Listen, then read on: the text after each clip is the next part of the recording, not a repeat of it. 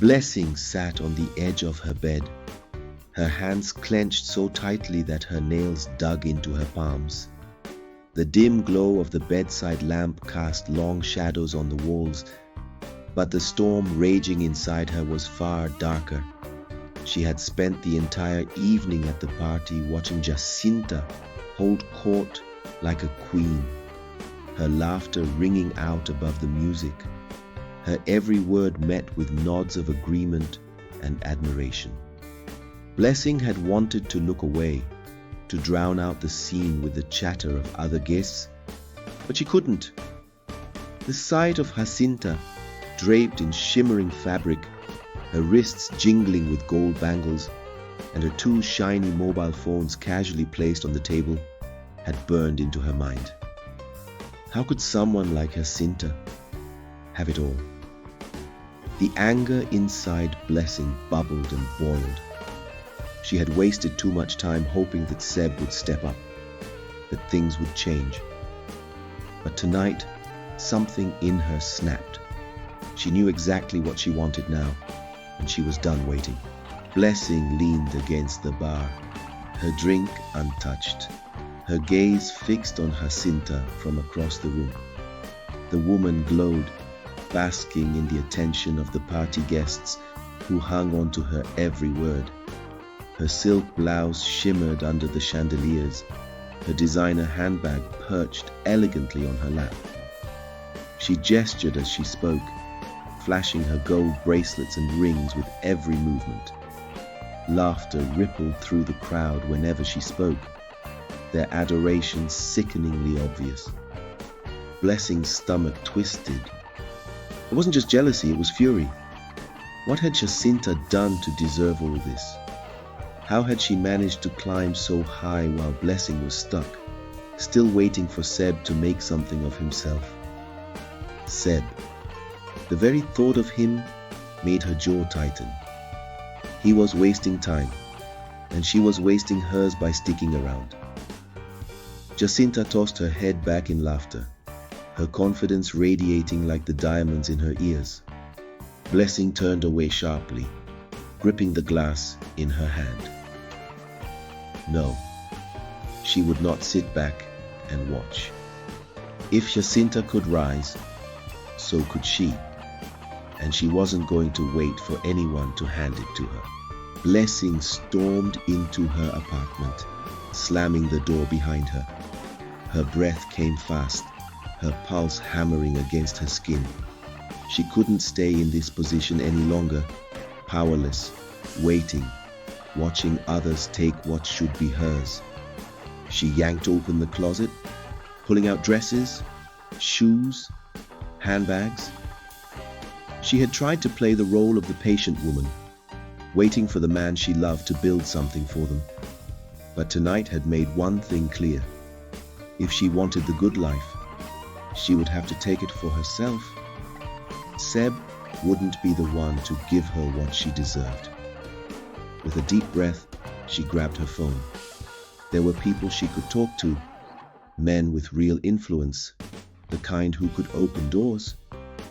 She had wasted enough time on love. Now she would play the game like Jacinta had. She wasn't going to be invisible anymore. She sat alone in her small apartment, the dim light from the window casting soft shadows across the room. She held a delicate gold bracelet in her hand, a relic from a past that once felt promising. The memories flooded her. The nights spent dreaming of a life filled with luxury, of walking through Heathrow Airport, of shopping in high-end boutiques in London. She had believed in it so deeply. When she first started dating Seb, she was the queen of the health center, the woman everyone admired. The nurses whispered about her elegance, the junior staff treated her with quiet reverence. Even Jacinta, back then, had looked up to her. She had thought she was on the fast track to something extraordinary. She had convinced herself that her love for Seb was enough. Even when she lay awake at night, knowing he belonged to another. The dream had been enough to keep her going. Now, that dream felt like a cruel joke. The echoes of laughter from the past played in her mind. How she used to walk into the health center, her head held high, knowing that all eyes were on her. She had the finest clothes, the latest handbags, and the confidence of a woman whose future seemed assured. Everyone believed she would be Seb's forever, that she would be the one flying off to a new life, away from the struggles of the ordinary. Jacinta had once been in the background, a mere spectator to her reign. And now Jacinta was the one basking in the light, while Blessing sat in the shadows. How had it all changed so quickly? The realization hit her like a punch to the gut. She had waited, believed, and sacrificed for a man who never truly belonged to her. She had spent years chasing a mirage, thinking Seb was her ticket to something bigger. But men like Seb were never tickets. They were obstacles. That fantasy of London, of luxury, of importance, it had been nothing but a fragile illusion, held together by hope and blind ambition. And now, Jacinta was living that dream, while she watched from the sidelines, her hands clenched into fists. She was not going to sit in the shadows any longer. Blessing scrolled through her phone, her fingers tightening as she saw the pictures from yet another glamorous wedding. There was Jacinta, glowing in a designer lace outfit, seated at the high table, surrounded by dignitaries. She wasn't just a guest, she was a centerpiece, admired and celebrated. A bitter sigh escaped Blessing's lips. It hadn't been so long ago that she was the one who received special invitations. At weddings, she had the best seat, the best treatment. People whispered about her influence, how she was destined for greatness. She had walked into any gathering with confidence, knowing all eyes would be on her. Now, she barely received invitations.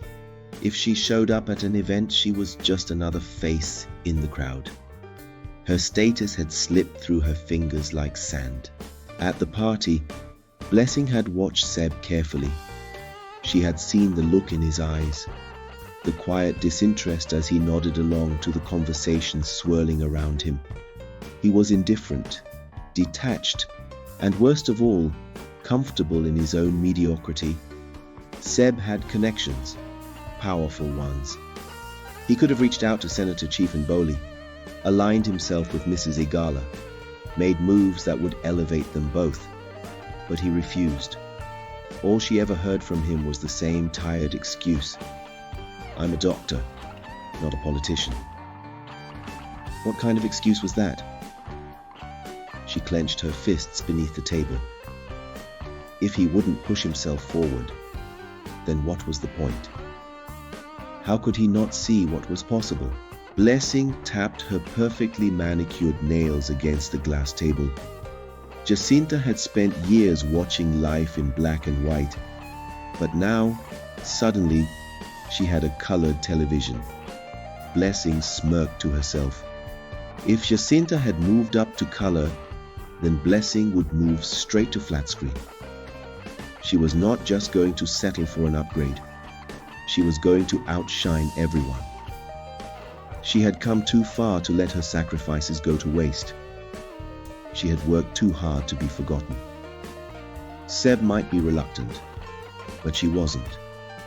And if she had to drag him with her to the top, then so be it. She sat at her dressing table staring at her reflection in the mirror. Her eyes burned with determination.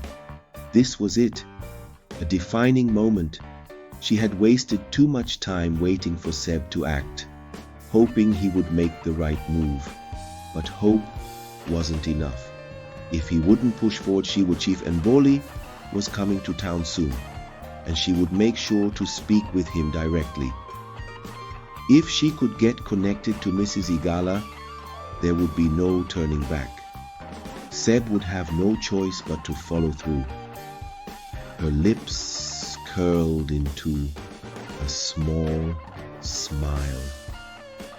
She knew how the game was played, and this time she would be the one making the moves.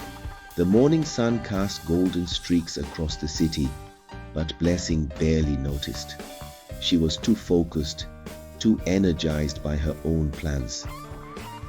As she drove down the expressway, she turned on the air conditioner, letting the cool air wash over her like a reward. She pressed the button on the side of her door, watching as the windows rolled up smoothly. Today, she felt different, stronger, as if she had finally taken back control of her destiny. The traffic slowed as she approached the Air Force Base bus stop. A loud Danfo bus rattled beside her, its conductor hanging halfway out of the door, waving frantically to get her attention. Any other day, she might have laughed. She might have even entertained the attention. But today? No.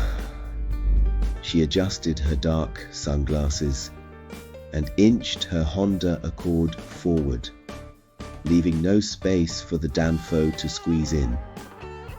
She wasn't just another woman stuck in traffic anymore. She was above it all.